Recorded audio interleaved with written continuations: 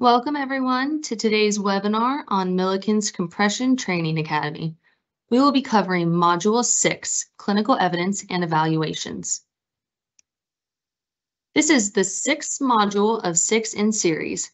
Follow-up information will be shared after this webinar on where to access this recording, as well as the other 5 modules of the Compression Training Academy. On behalf of Milliken, thank you for joining us. Before we begin, we will touch on some housekeeping. Today's webinar will begin with the presentation, followed by a question and answer session. Questions can be submitted at any time during the presentation by clicking on the dialog bubble icon with Q&A noted and entering in your questions. This webinar is being recorded and will be made available after the event on the Milliken Healthcare YouTube page. If at any time the slides stop moving or audio stops, please exit out of the Microsoft Teams live event and rejoin. Please feel free to submit any technical questions that you have into the same Q&A icon, as we are here to help. Milliken & Company is a family-owned US-based organization in business for more than 150 years. With expertise in textiles and chemicals, Milliken's healthcare division was formed with innovative products and technologies focused around improving patient lives together. Milliken Healthcare offers a variety of products and technologies, including a compression products range called Coflex TLC. Coflex TLC is offered in 2-layer compression kits designed to provide optimal compression. These compression systems come in variations based on the activity level of the patient, as well as the desired compression or pressure range. In addition to Coflex TLC compression, Milliken Healthcare offers advanced wound care products developed with moisture management in mind. These offerings include Tritect wound contact layer dressings, ultra foam dressings, and agile gellable fiber dressings. With that, I am pleased to welcome today's speaker, Claire Stevens, Milliken's clinical nurse specialist. Thank you, Claire, for being here with us today, and I will turn the floor over to you. Welcome to Module 6, Clinical Evidence and Evaluations in Compression Therapy. This module will focus on the importance and impact of clinical evidence on our practice today. We will explore the history of clinical evidence, how evidence is generated, ranked and used in wound care and compression therapy today. Finally, how you can become involved in adding to the body of evidence to support this area of practice and how to access the support available.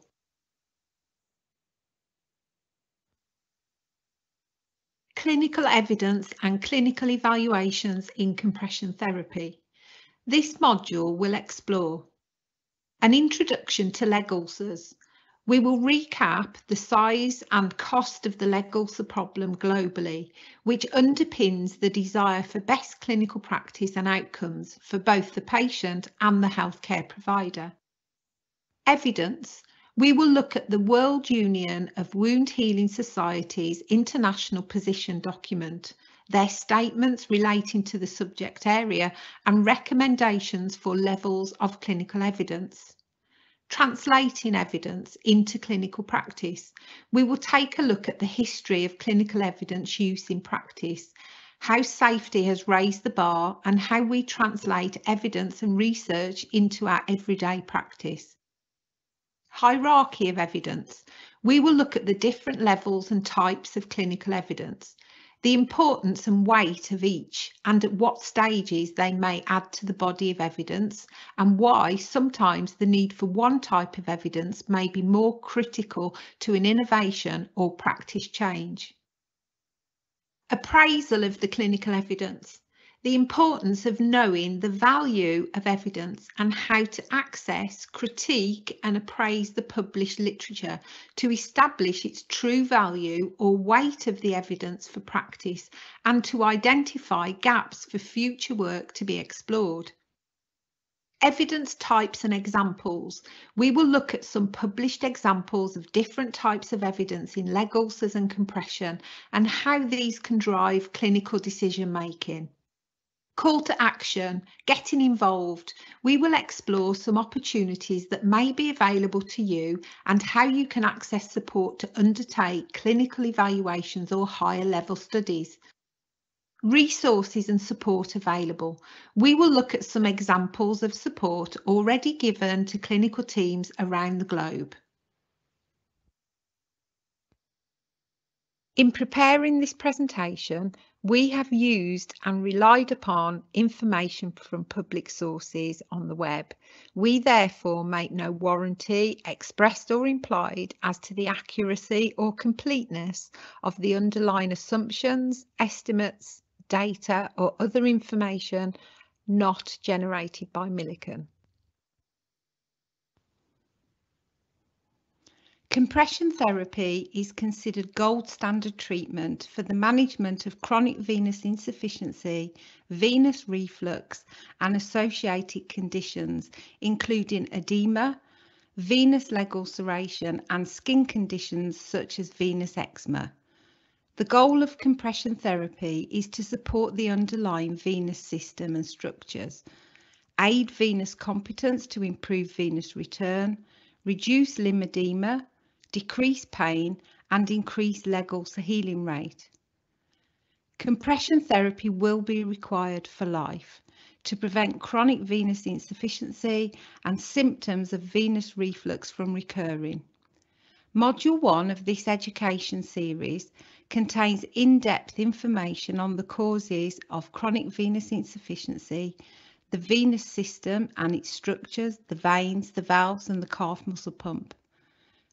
Venous leg ulcers are a global healthcare challenge. The United Kingdom estimates prevalence between 0.1 and 0.3%. The United States of America approximately 1.69%, with similar prevalence rates reported in parts of Europe. The annual cost of managing confirmed venous leg ulcers in the United Kingdom is reported to be between £500 and £900 million. The United States of America estimate annual costs between $2.5 and $3.5 billion and are consistent with European estimates, with Germany reporting cost to treat at between €9,900 and €10,800. These figures continue to be challenged. Irwin et al. In 2022 report lower costs in the United Kingdom through continual prevalence and reporting methodologies. The cost to the individual patient and impact on their quality of life is impossible to measure. Recurrence rates are reported to be between 26 and 69% at 12 months post-healing. There are a plethora of evidence-based policies and guidelines available which have been designed to establish a global consensus approach toward leg ulcer management and selection of compression therapy, including the International Advisory Panel for Compression, who published a pathway cited in the European Wound Management Association compression documents.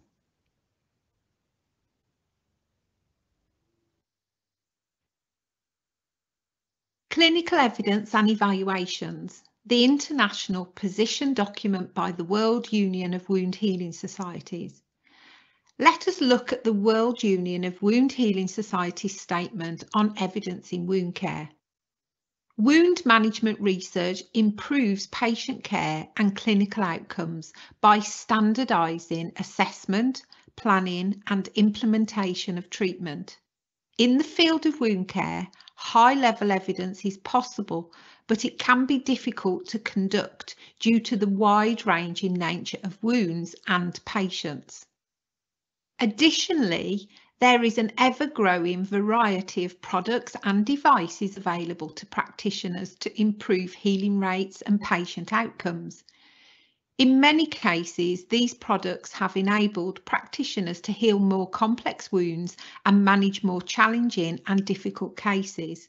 However, practitioners must be able to critically appraise evidence to make appropriate and effective evidence-based changes to their practice. We will explore how the use of clinical evidence has evolved and how focus on the critical appraisal of the evidence to make appropriate and effective evidence-based changes within clinical practice relating to general practice tools and policies, to exploring and implementing new products and technologies to improve wound care. It is important to note that there has been huge focus on level 1 evidence in wound care. However, as we explore further, we will consider how varied levels of evidence combined also contribute to the bigger picture and real-world evidence base for practice. Until the early 1990s, clinical practice was based upon tradition, clinical training methods, clinical techniques used, and commonly this was accepted as this is how we do it, with very little questioning or reasoning. However, over the next 3 decades, the move towards evidence-based practice has exploded through the growth of research base and arguably through the academic evolution of medical nurse training to degree and postgraduate level. Today, we centre all aspects of the care we deliver, the materials and devices we use, on an agreed level of evidence base. New innovations, materials and devices have to achieve a robust minimum evidence base to achieve their approvals and registrations.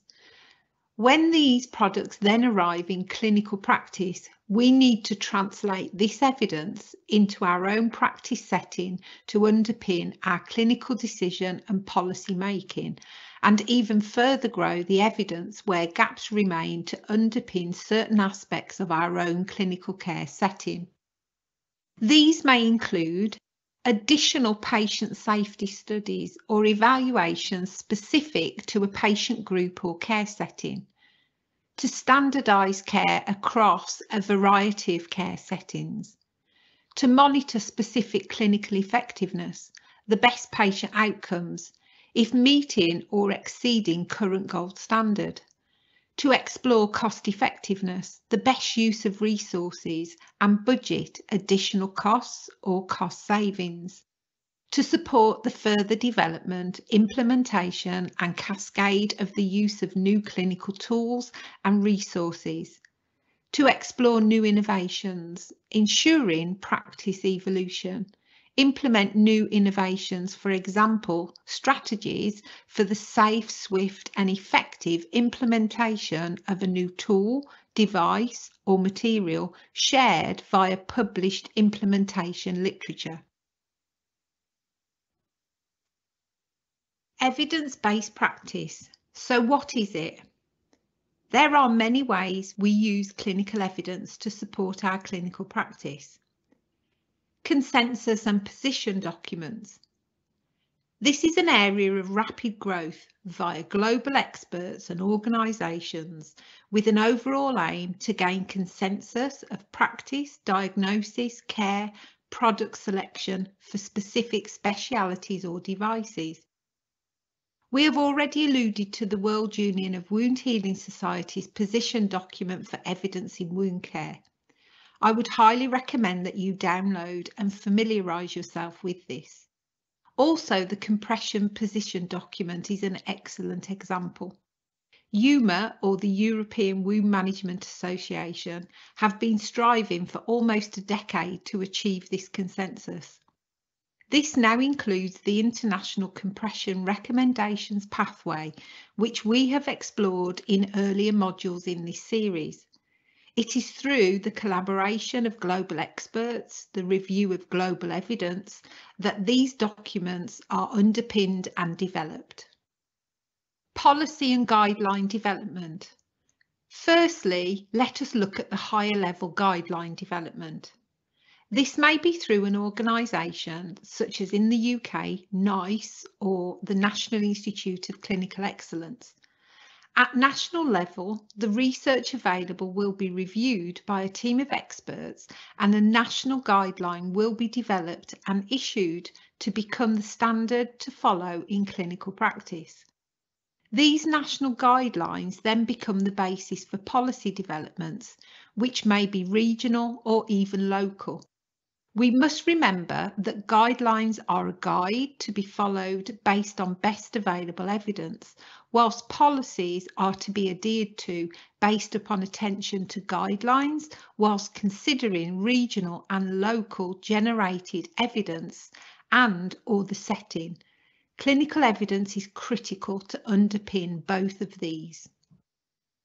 Assessment tools and validation. I'm sure that we can all think of tools that have been developed within our area of expertise, whether that be a pressure ulcer, a leg ulcer, diabetic foot ulcer related tool, a skin assessment tool, or a pain tool. There is a plethora of tools out there. We also need to be looking for the evidence which validates these tools, as well as the development evidence, or we need to be seeking to embark on clinical evidence to explore their validation. Care pathway development. Most countries globally have now developed care pathways for each speciality or procedure to aid care delivery and provide consistent, safe care. All of these will be or need to be underpinned by some level of clinical evidence. Procedure optimization. The saying, if we always do what we've always done, we will always have what we've always had. Clinical evidence helps us to drive our practice. There are many examples one could give for this. Possibly one of the simplest examples related to leg ulcer care is that of the switch to cleaning using tap water, now recommended and implemented in many countries. Some countries, however, are now exploring if the rise in pseudomonal wound infection is related to or correlates with this. If this is found to be the case, it may reverse the evidence to use tap water. Firstly, it is not uncommon for some evidence to contradict another piece of evidence. This is where our thorough understanding of critique comes in, which we will look at shortly. The reality is that evidence and practice is a lifelong relationship, and the more we explore, the more we understand, the more we can change and improve and explore further. Some of the best researchers, such as Professor Hugo Parch, has conducted research which he states invalidates his previous research. He had access to better research tools and methods and was able to explore and understand more. Research does not stand still. Product and device innovations. We will look shortly at some of the evidence companies are required by law to undertake before approvals or registrations are granted to bring their products to clinical level. Often, it is at the stage that the clinician is engaged and able to work with the innovations that their true positioning and value in clinical practice is revealed. Hierarchy of evidence. Not all evidence has the same clinical value or weight. The hierarchy of evidence has been developed to support consistent and clear ranking of the weight with an aim to unify how evidence is used internationally. Here we can see the green bars which identify the levels of evidence for studies on therapy, prevention, etiology and harm as set out in the World Union of Wound Healing Societies Evidence in Wound Care document. Level 1 evidence has been divided into 3 subcategories. Level 1A, systematic reviews and meta-analyses. Level 1B, individual randomised controlled trials. And Level 1C, non-randomised controlled trials. Level 2 evidence also has 3 subcategories. Level 2A, systematic reviews with homogeneity, meaning the quality or state of being are all the same or all of the same kind within cohort studies. Level 2B, individual cohort studies, or low quality randomised controlled trials with those of less than 80% follow-up, and non-comparative or uncontrolled. Level 2C is outcomes research. Level 3 evidence has two subcategories. Level 3A, systematic reviews, again with homogeneity, of case-controlled studies, and Level 3B, individual case-control studies. Level 4 evidence, case series, and will also include poor quality cohort and case-control studies. Level 5 evidence is expert opinion without explicit appraisal or based on physiology, bench research, or first principles. These levels clearly define and give more detailed descriptors to support the ease of evidence ranking for registrations such as CE or FDA approvals, and for tender or formulary potential, and is more routinely used by government healthcare establishments globally. You may be more familiar with the alternative representation, the blue pyramid on the other side of the slide, which is the evidence pyramid model. The higher the pyramid, the higher the evidence weight. At the tip of the pyramid, we have randomized controlled trials, then cohort studies, case control studies, case series, and case reports being at the base of the pyramid.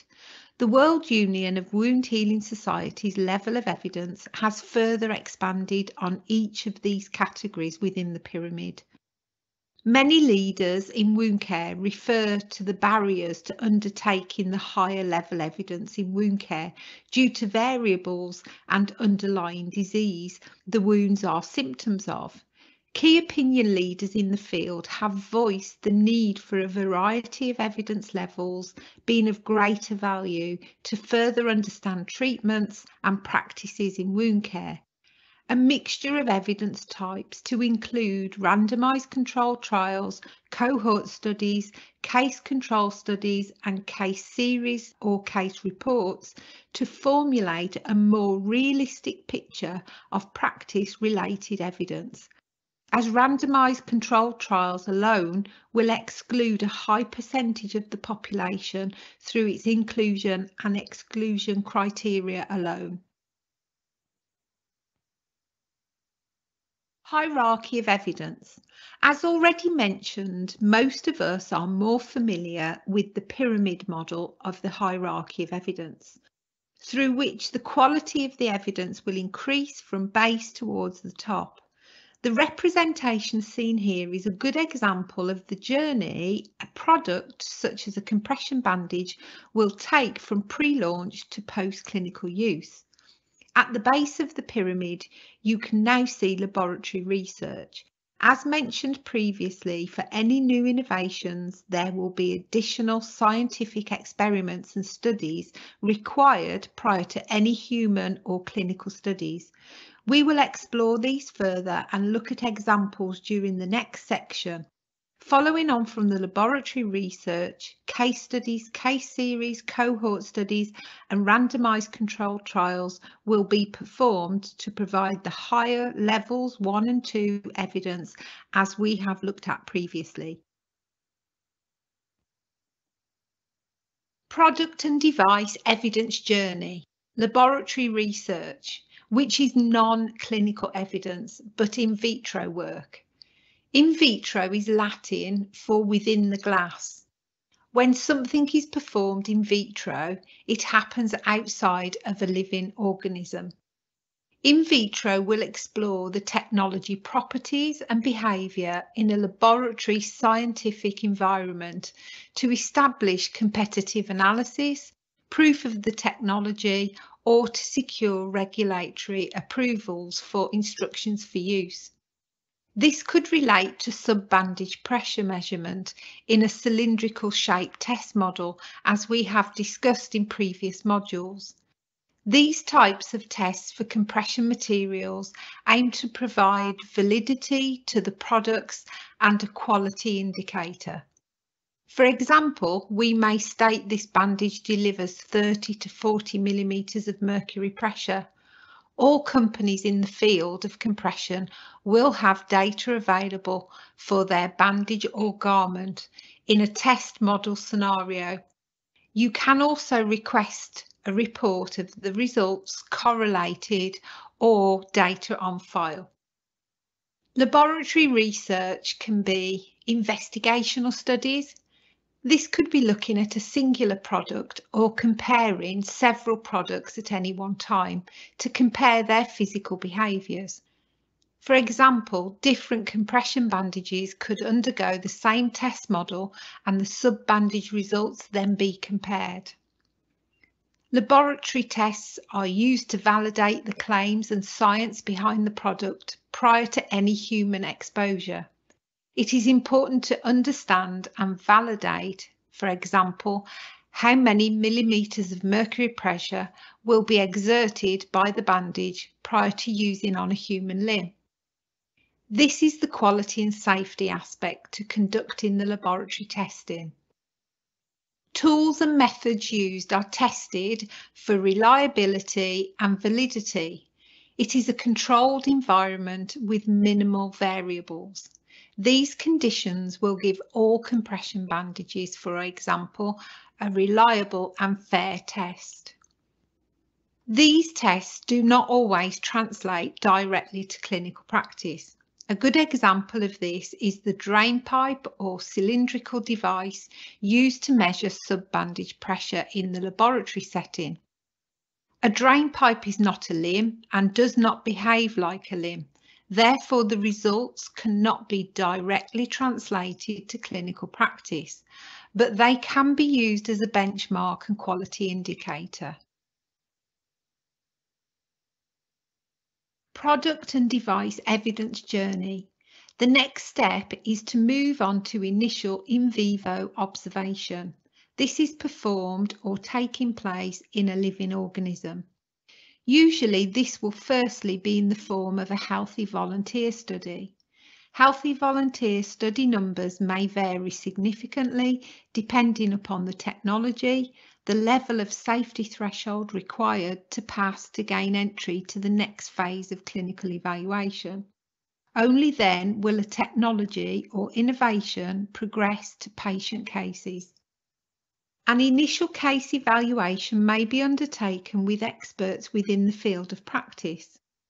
Clinical evaluation will be for proof of concept to observe for general use and outcomes. This process and number of initial trial cases differs between companies, countries, and the technology being evaluated. Formal approval is required to undertake initial patient cases, a formal data collection format is required, and formal informed patient consent to conduct any clinical evidence in human subjects is required. Initial case evaluations are normally observational and used within a specific targeted patient speciality and group. They are non-comparative.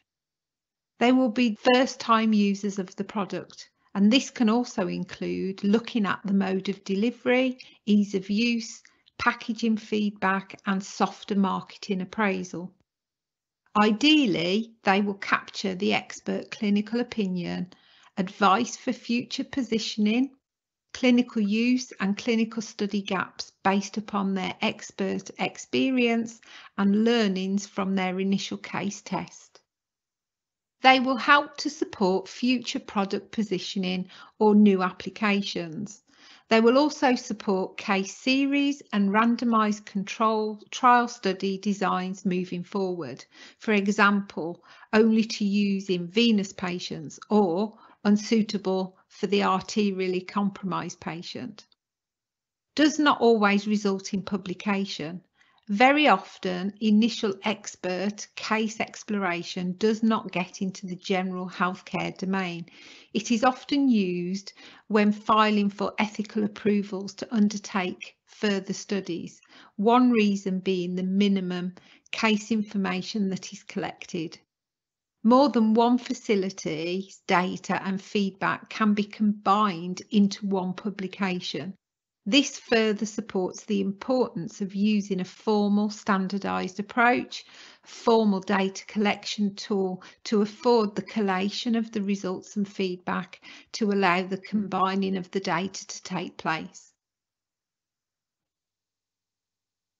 Product and device evidence journey. The next step will be to undertake a formal approved case series. The laboratory and initial case data and feedback will be critical to conducting the right case series.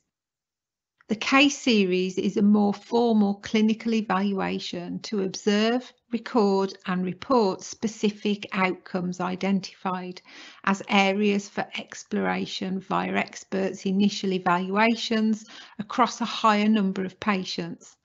Patient numbers can vary dramatically. However, most case series will identify a minimum of 15 and aim for around 40 patients. The results from the case series then help to underpin further product positioning, clinical use and training approaches for the future. A case series requires formal data set, ethical approval and informed consent. Quantitative results are sought at this stage, such as progression to healing or healing, edema reduction or slippage. Sometimes comparative at this stage, usually compared to current gold standard of care used at the centre conducting the evaluations. Common endpoints across all patients through a well-designed clinical research framework, focus patient type, and through a formal approved inclusion and exclusion criteria. The aim is to achieve superiority or non-inferiority, highlighting the equivalence or better outcomes compared to the current standard of care. Of course, there could always be a result of inferiority, which would result in withdrawal of the case series and the product. Good quality controlled case series are usually published in peer-reviewed journals and impact clinical adoption and use globally. Multi-centre collation via standard use of clinical research frameworks, ideally multiple centre, will all follow the same standard of care to keep variables to a minimum.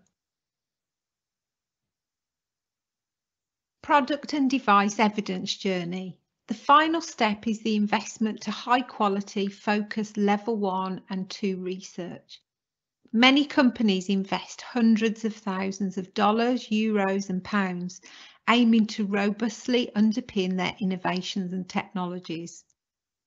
Randomised controlled trial or high quality cohort. These studies can take several years to complete and usually have a pilot study of 10 to 15 patients to test the research method and data capture process to identify any areas of weakness to afford the researchers time to add or remove from the research framework. The overall size and scope of the patient population is largely driven by statistical requirements. Randomisation. This should be undertaken through a recognised, often computer-generated method. Study blinding.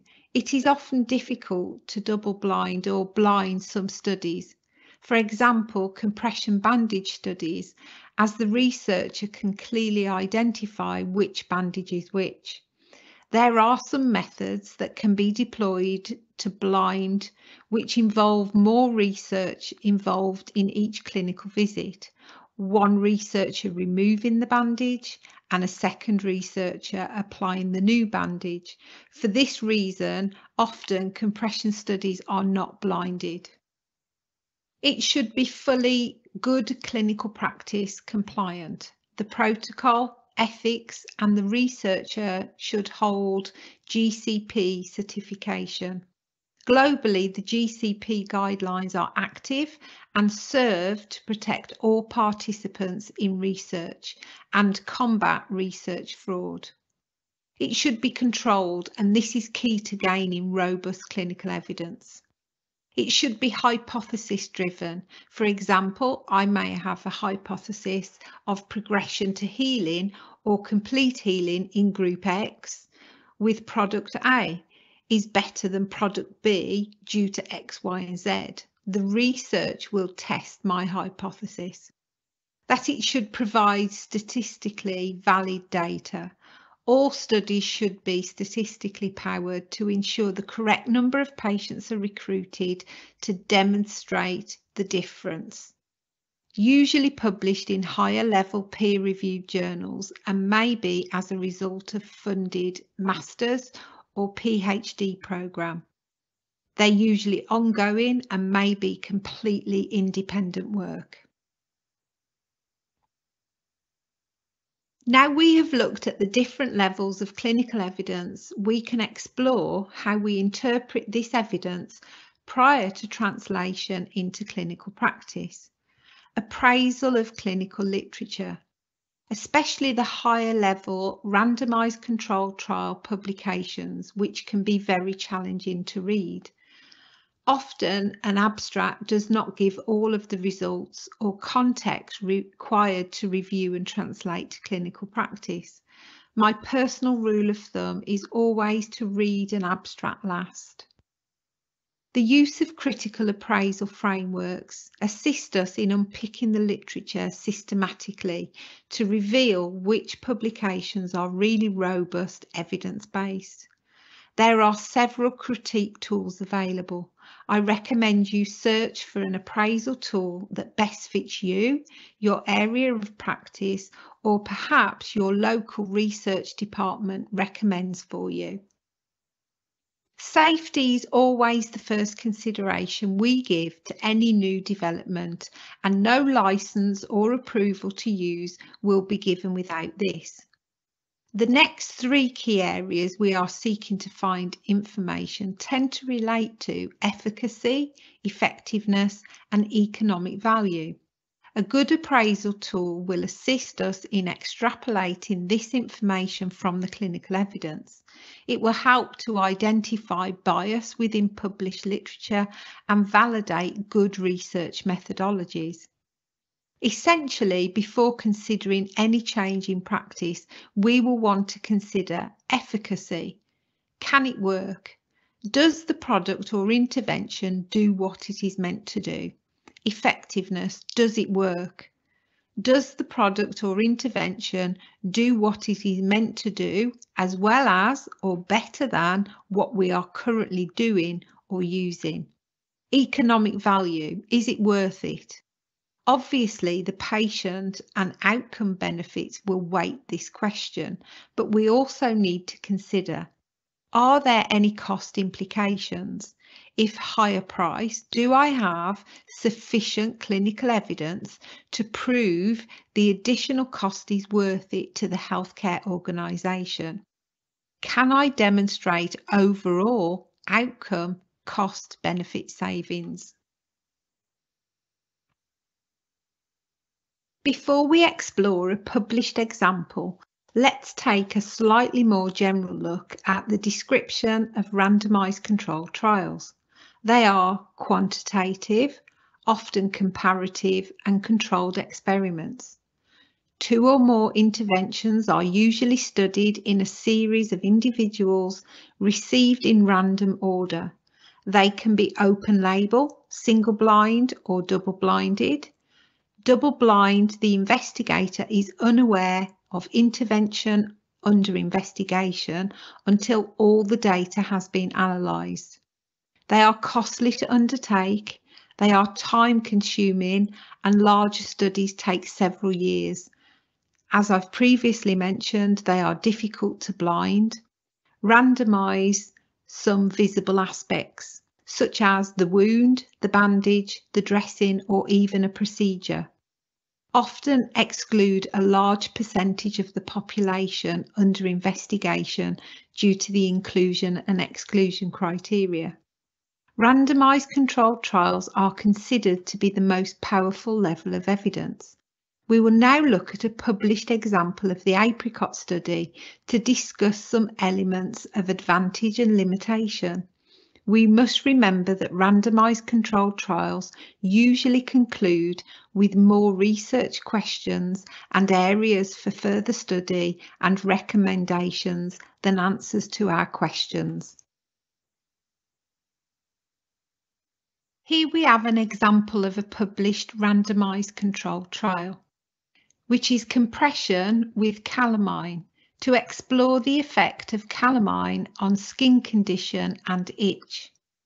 The advantages of the apricot study is that it is an independent National Institute of Health Research, UK government and National Health Service funded and initiated study.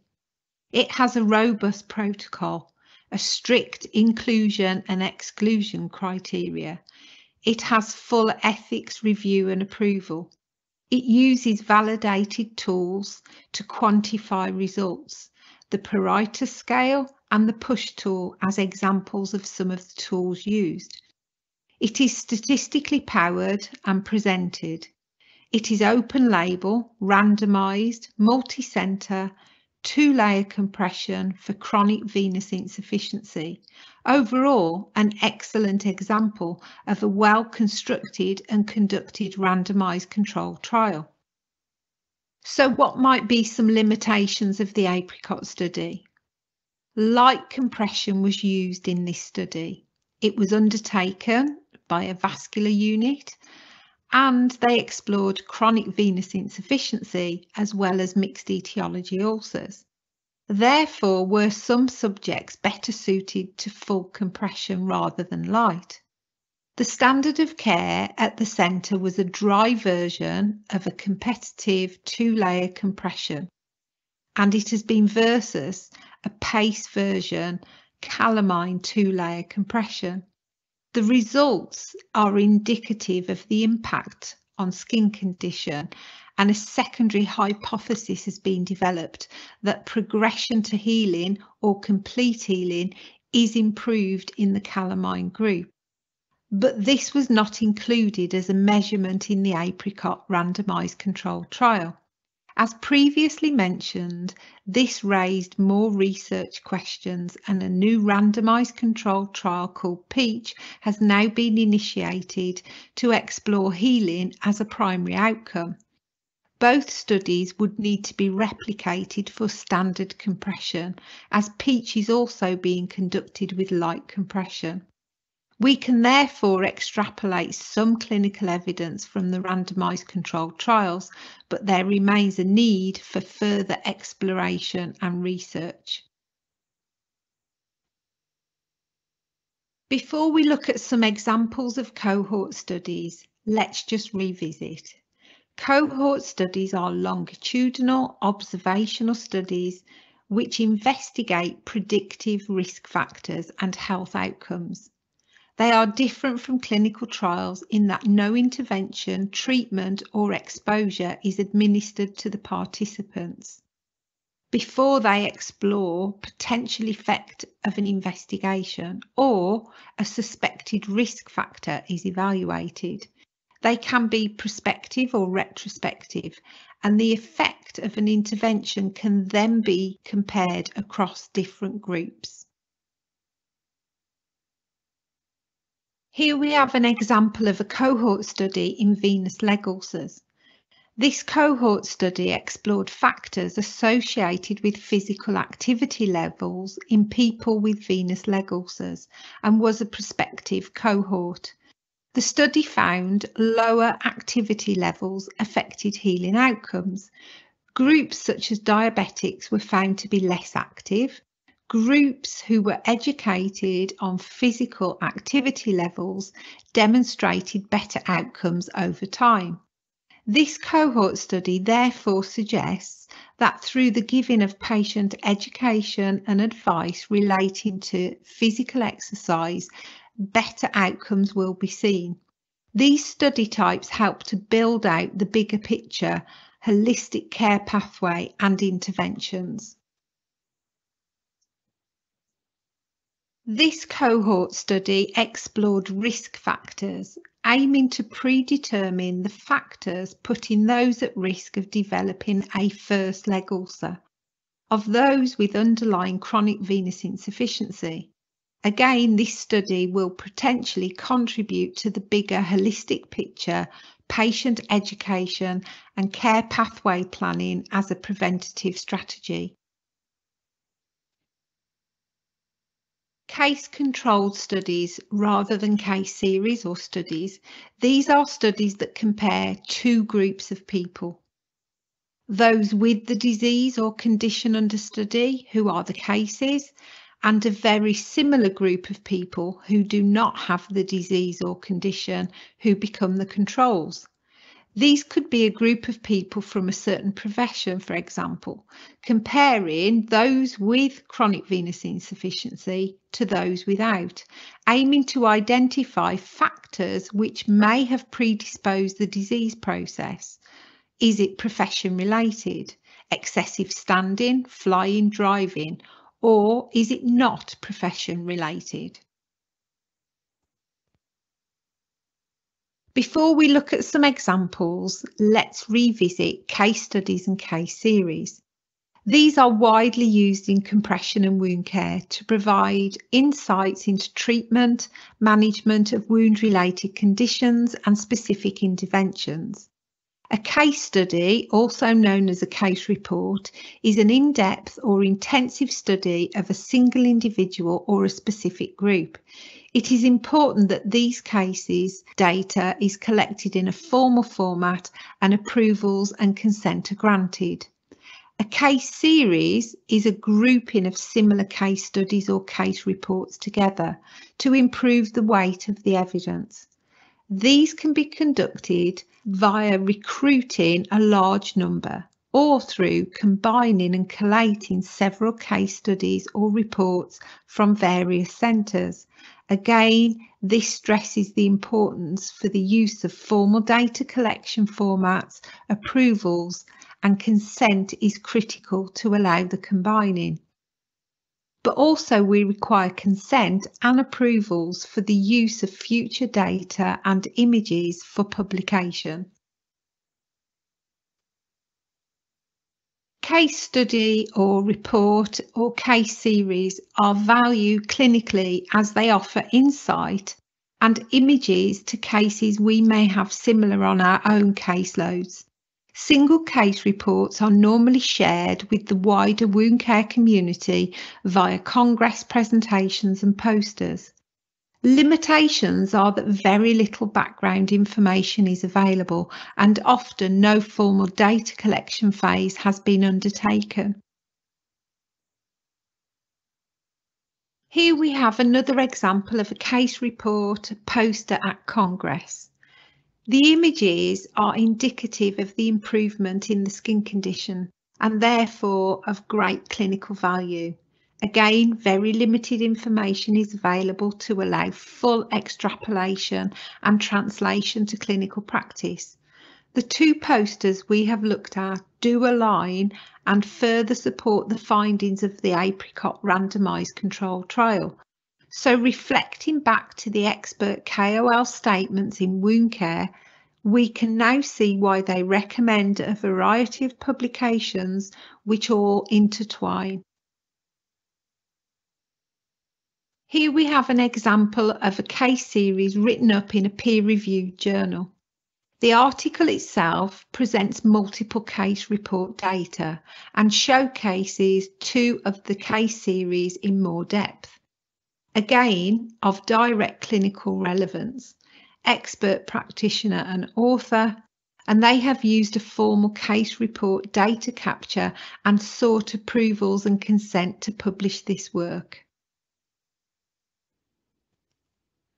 The randomised controlled trial, case series and poster examples we have looked at are available to you, so please ask your local representative. Now let's look at how you can get involved and contribute to growing the clinical evidence base.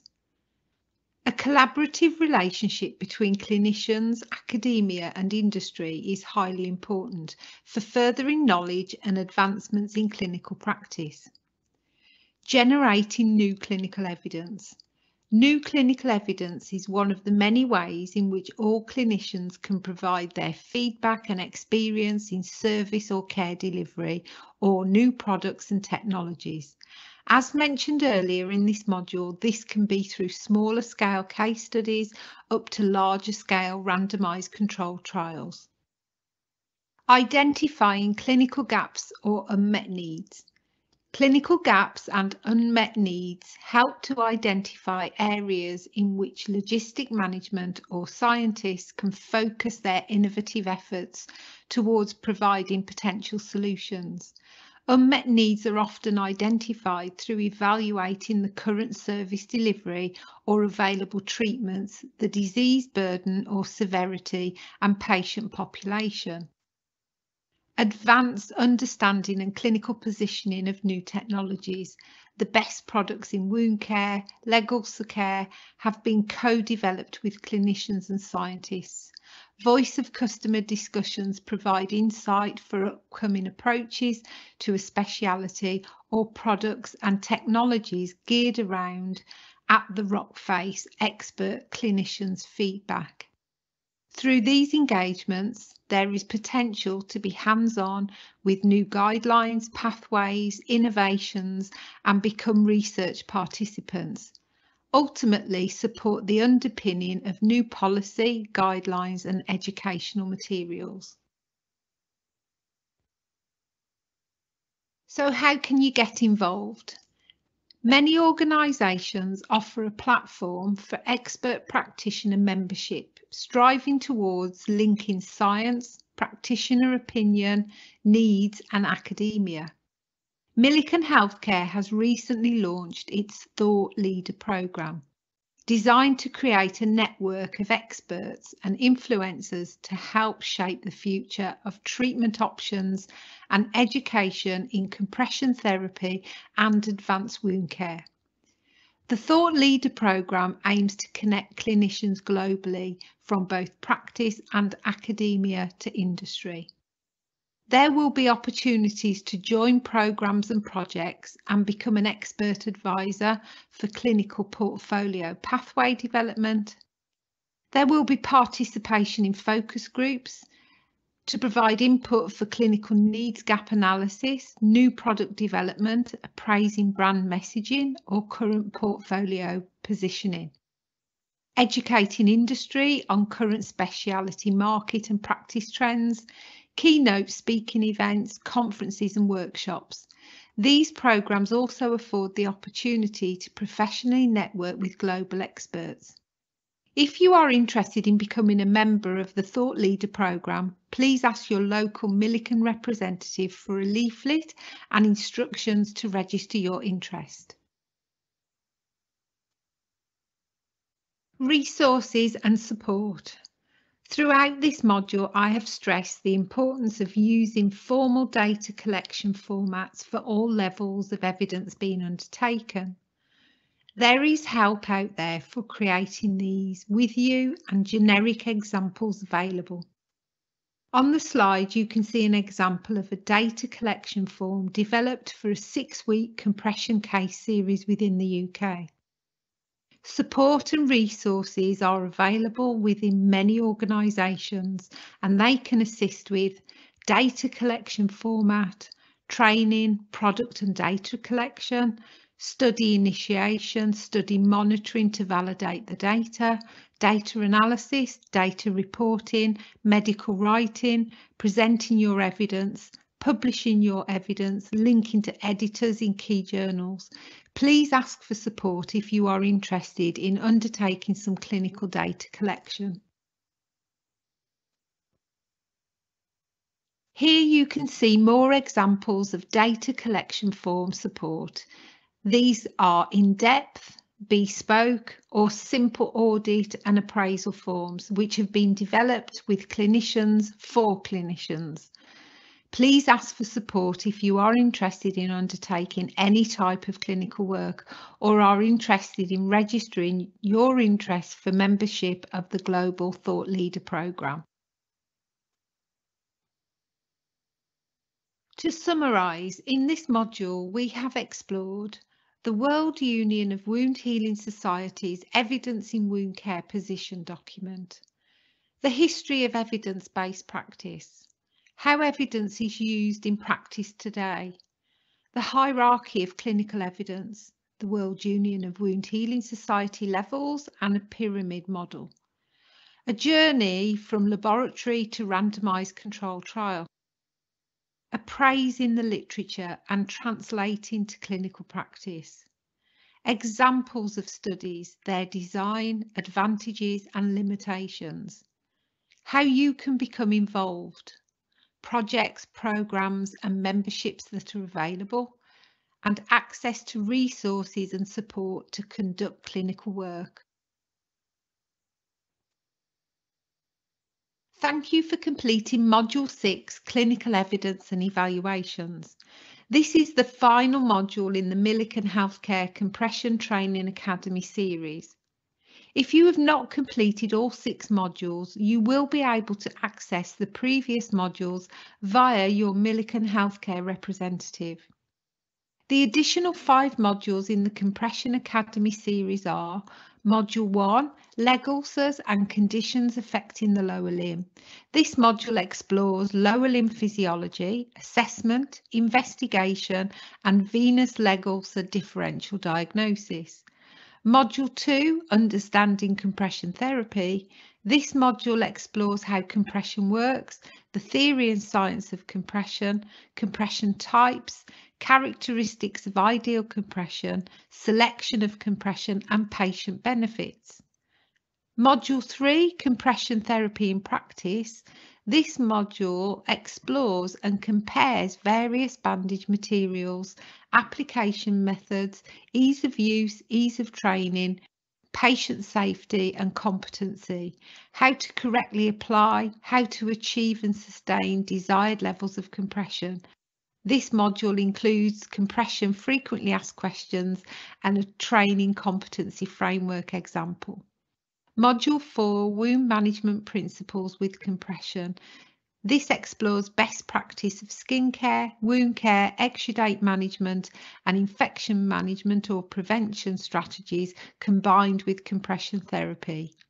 Module 5 supports home care practice, patient information and patient care advice materials for looking after compression at home, preventing recurrence, skin management, diet, exercise and compression hosiery. Thank you, Claire, for another great presentation. Attendees will now begin today's question and answer session. Millikan's clinical nurse specialists Susan DeBack and Gwen McComey are here with us to answer your questions. And it looks like we only have about just over 2 minutes remaining. Remember, you can submit any questions that you have by clicking on the Q&A dialog bubble icon in the Teams console and then type them in.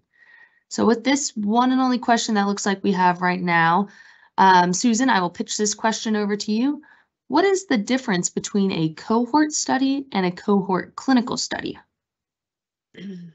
Okay, cohort study and cohort clinical study.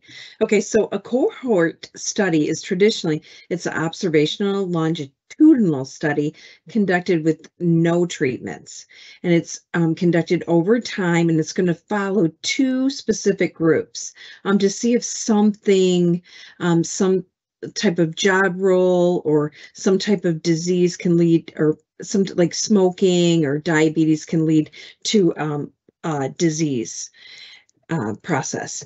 And a clinical cohort is going to introduce an actual treatment. So you're able to look at the 2 different cohorts. One group will be receiving one treatment modality, and then the second cohort will be receiving another treatment so that you can, research the 2 different modalities. I hope that makes sense. It does. Thank you, Susan. Okay. It added clarity to that question. Okay, thanks. And as a reminder, if you have any questions after this webinar, in the bottom right-hand corner of the screen, we've provided our website address as well as our email address. So feel free to submit any information to that email address, as well as visit the website to answer any further questions you have. But since I don't see that there are any other questions coming through, this will wrap up the time for today, and this will actually wrap up the entire Compression Training Academy. The Milliken team will be responding and following up to your questions after the webinar. Just so you know, we will be in touch. Claire, thank you again for an information-packed presentation today. And thank you as well to Gwen and Susan for attending the live Q&A portion and answering the limited questions, but impactful questions that we had. A follow-up email will be sent out containing information regarding where to access this module, as well as the other 5 modules contained within the Milliken Compression Training Academy. Again, this recording is available on the Milliken Healthcare YouTube page, along with the other 5 modules. And thank you very much for joining us, and we hope that you have a very great day.